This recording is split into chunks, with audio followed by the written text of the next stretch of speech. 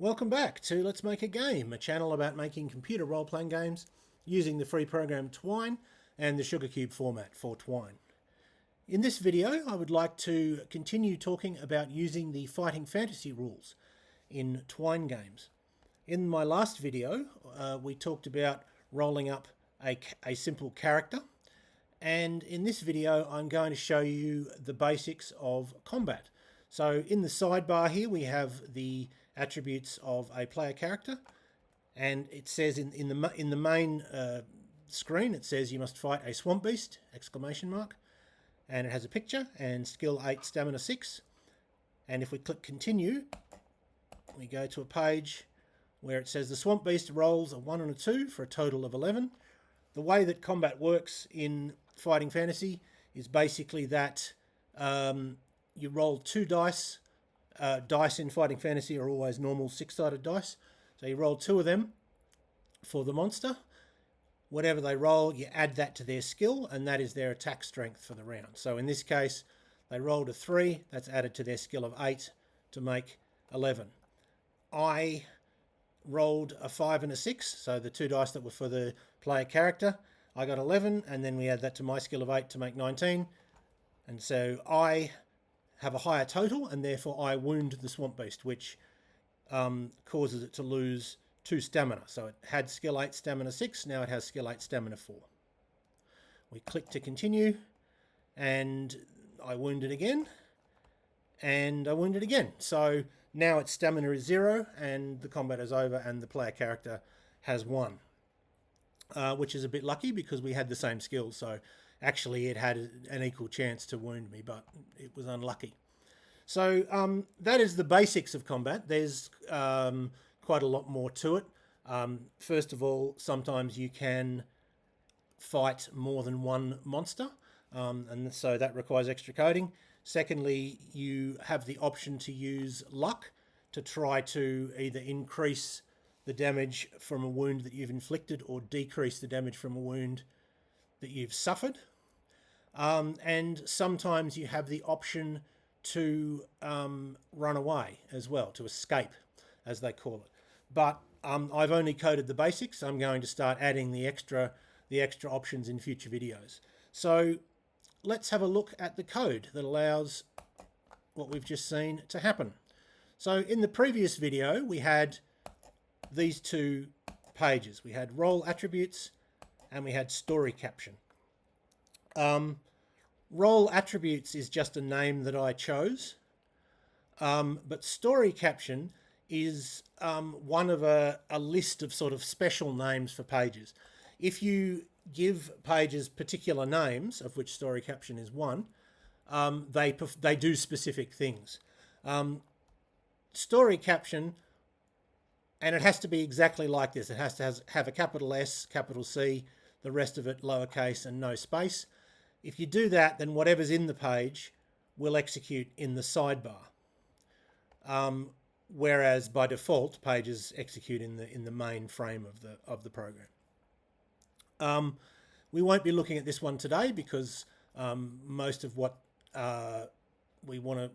is new is happening in the main frame.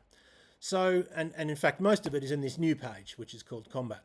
But we do need to look at role attributes because there's a couple of new attributes that we need. So I'll zoom in a little bit so it's easier to read. I'll scroll past all this because we dealt with it in the last video. But this is all new. Everything from sort of here on down is new. So we have these new variables. We set $SK equal to 8. We set $ST equal to 6. You might guess that they refer to skill and stamina, and you'd be right. They refer to the skill and stamina of the enemy that we're going to fight. We set $EN equal to swamp beast in capital letters and with a space. EN stands for enemy name. And we set $FN equal to swamp beast, but in lowercase and with no space, so it's as a single word. And that is FN stands for file name. That is the file name of the picture that we need to print. In fighting fantasy books, the monsters are usually printed with in capital letters. So it'll say something like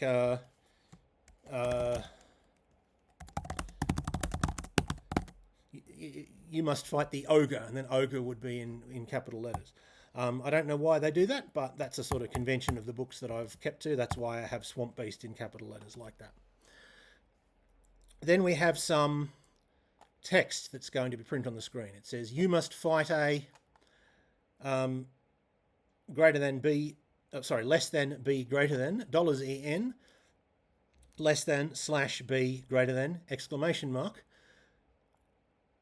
less than BR greater than, less than BR greater than. So what does that all mean? Well, if it's text, just normal text like this, the program knows just that means print that stuff on the screen. There is a command called print, but you don't need it if you're just going to print normal text. You can just type out, you must fight a, and then we have less than B greater than. That means bold. It doesn't print those characters. It tells the program that until we end the bold, all the text should be printed in bold, so slightly sort of thicker than it normally is. Then we have $EN, and the program knows that if it sees a $, that refers to a variable, and so $EN doesn't mean print the character $E and N. It means print whatever value is in the variable $EN. In this case, the text Swamp Beast in capital letters. So it'll say, you must fight a Swamp Beast in bold, exclamation mark. These less than BR greater thans, they are returns, so they're the equivalent of pressing enter, like that. So pressing it twice, if you have some text and then you have two of those BRs, standing for break or line break, it'll sort of do the equivalent of that, and then with the text. You'll often see two of them like that, because I like to have some text and then a line in between it and some more text to sort of make it a bit easier to read. Okay, then we have this print square bracket img square bracket art slash plus $FN plus $PNG square bracket square bracket. What does that mean? Well, it's a sort of slightly unusual feature of the Twine system that you can print stuff and it's Twine code, and Twine knows to interpret it as a command. So in this case, what we're going to print is something like this: square bracket img square bracket art slash, then it'll print $FN. Actually, it's not something like this, it'll be exactly this. So it prints that text, then it prints $FN, so that will be Swamp Beast. Then it prints $PNG, n square bracket, $BR, less than BR greater than, less than BR greater than. You can print all that, but it doesn't print those characters. It, just as it knows that these two sets of 4 characters here mean two line breaks, it knows that this is an img command, an image command. It means look in the folder art. In the folder art, look for the file swampbeast.png, and if you can find that, display that picture on the screen. And if you can't, if I've made a mistake with the name or something, then it displays a special picture that indicates that it couldn't find the picture, like the picture that you might see on the internet. You used to see them more in the old days than now, but when it was trying to display a picture that it couldn't find, there was a special sort of broken image to tell you that it couldn't find the picture that it was told to find. But in this case, it does find it, because it's in there. It's in the art folder. There's a picture called Swamp Beast, and so it displays it. Then it prints skill and SK, which in this $SK rather, which in this case is 8. So it'll say skill 8, and similarly it'll say stamina 6. Then we have a button. There are 2 main parts to a button. There's the text that displays on the button, and there's where the program should go once the user clicks the button. The text is continue with a capital C, and the destination is the page combat. If either of those had spaces in them, we would need to enclose the space in quotes. So for example, let's say instead of continue, I wanted to say click the button to continue. Well, if we did it without quotes, it's not obvious which bit. I mean, it's obvious to us because we can make sense of it, but to a computer, it's not obvious which bit is the text on the button and which bit is the destination. Is it the button should say click and the destination is the button to continue combat, or is it click the and button to continue combat, or is it click the button and to continue combat, or so on? So to avoid ambiguity, we would need to put that one in quotes. And similarly, if we had a page that had space in it, we might have something like default combat or something like that. If we had more than one combat page, then we would have to put that in quotes. But because both of these are single words with no spaces, we don't have to put quotes. We could, but I generally don't. So once we click the button, we go to the new page, combat. So here we have, actually, sorry, on this previous page, I should tell you, in the previous page, previous video, I think we only had $Z as a temporary variable. Now we've got multiples of them. I've put temporary variable. I should have put temporary variables, but anyway, I'll fix that as soon as I can. I usually like to go Z, Y, X, and then if I need more, I go Z2, Y2, X2, Z3, Y3, X3, Z4, Y4, X4. It's just easier to remember that X, Y, and Z are the temporary variables, and then everything in the alphabet before that is the sort of the main variables. Of course, if it's different for you, then do something different. But just a note to tell me which ones, or to tell whoever's reading the code, which ones are the temporary variables. All right. So here's what we do. We set Z, $Z equal to random bracket 1, 6 end bracket, which means a random whole number from 1 to 6 inclusive. We do the same thing with $Y. Those are going to be the enemy's roles. This code indicates that whatever's within the whatever's inside those is just a comment. It doesn't execute or do anything within the program. So Z and Y are the enemy's roles, and X and Z2 are the character's roles. We add the enemy's roles, Z and Y, to the variable $SK, which is their skill, to make their attack strength, which is $Y2. And we do the same with the player character's attack strength. It becomes X plus Z2 plus $AT11. If you've seen the previous video, you might remember that $AT is the array in which we store the player character's attributes, and that 11 is their current skill, which is the one we're interested in. Then we have a HTML table, which has a lot of lines, but it's not as complicated as it looks. It's just that HTML tables require a lot of lines to be laid out properly. So we have a table. We start a new row.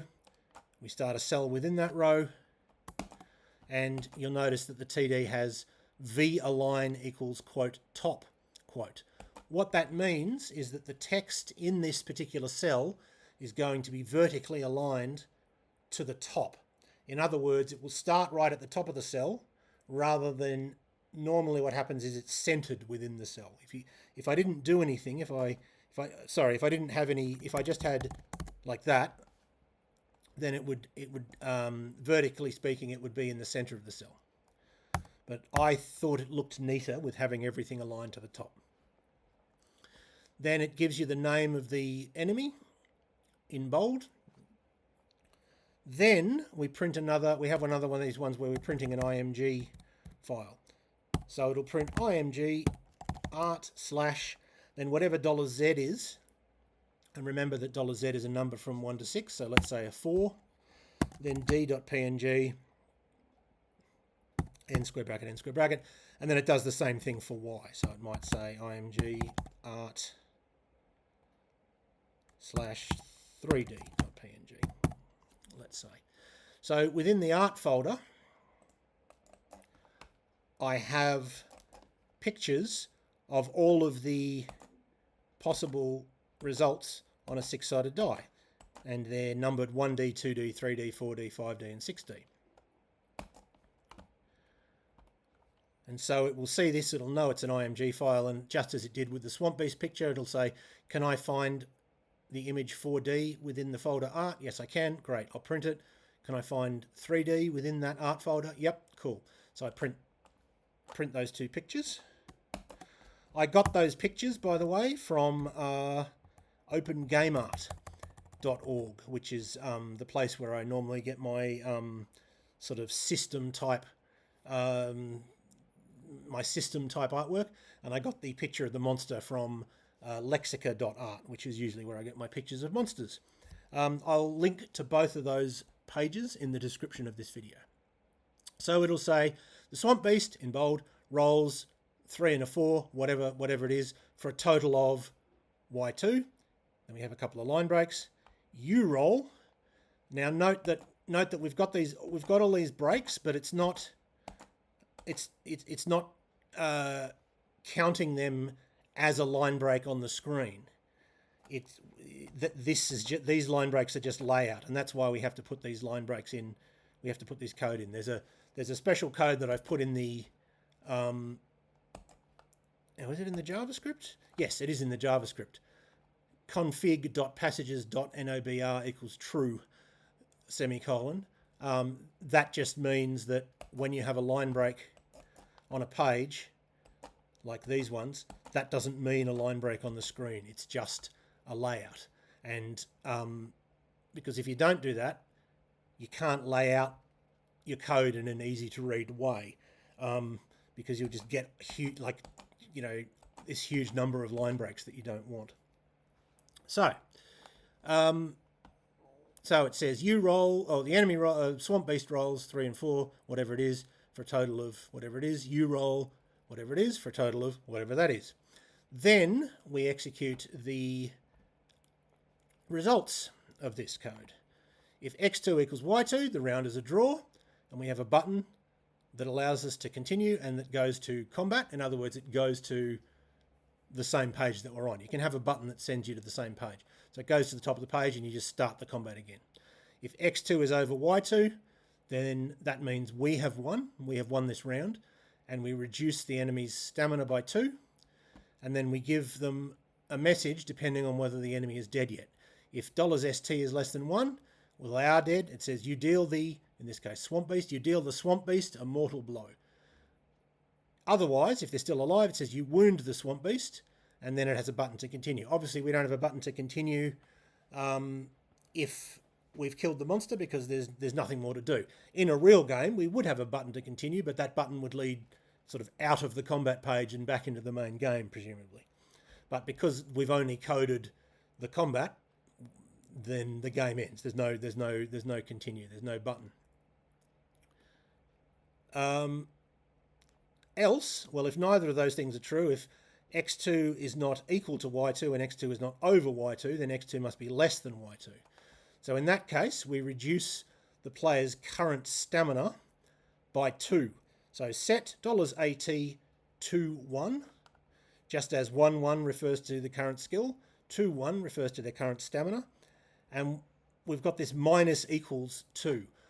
All that means is set it equal to its current value minus 2, because you're often doing that. They've got a sort of shortcut. I could have put this and it would have been identical. It would have had an identical effect. So AT 2.1 equals $AT 2.1 minus 2. But often you're basing the new value of a variable on what its current value was, and then some alteration. And so they've got a shortcut to do that, or two shortcuts actually: plus equals to add and minus equals to reduce it. And then we have similar messages. If AT21 is less than 1, then the Swamp Beast has killed you. Else, the Swamp Beast wounds you, and there is a button to continue the combat. So in other words, the combat will continue until one or other combatant is dead. Of course, because we're starting with a fresh character, it will almost certainly be the Swamp Beast, because like most monsters in fighting fantasy, it has far less stamina than a player character does. The way that combats work in Fighting Fantasy usually is that you have these very easy combats, and then they ramp up, they get harder and harder, and you get sort of, your stamina starts quite high, but it gets sort of gradually worn down until at some point you're actually in danger of dying. And then we just have the other cell, which is printing the picture. So we have this little cell, which is just a separator. We have TD style equals quote width colon space 10 px. Px is pixels. Quote. So this just prints a little gap of 10 pixels in between the two, so they're not crowded up together. Here we have another TD. V align equals top. We've already talked about what that means. Align equals center, meaning that it's horizontally aligned. V align is vertical alignment.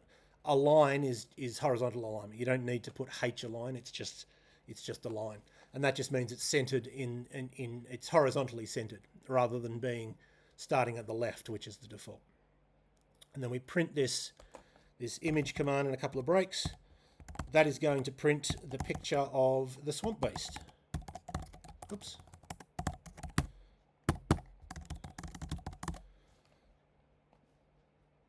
And below that, it will have in bold the name of the enemy, the name of the character, the swamp beast, and its current skill and stamina. The skill will stay the same, but of course the stamina will go down as you fight it. And that is how we do the basics of combat. As I said, there is more to Fighting Fantasy combat than this, and I intend to add those extras in future videos. But for now, I hope that was useful or interesting for at least some of you, and I hope you will tune in next time.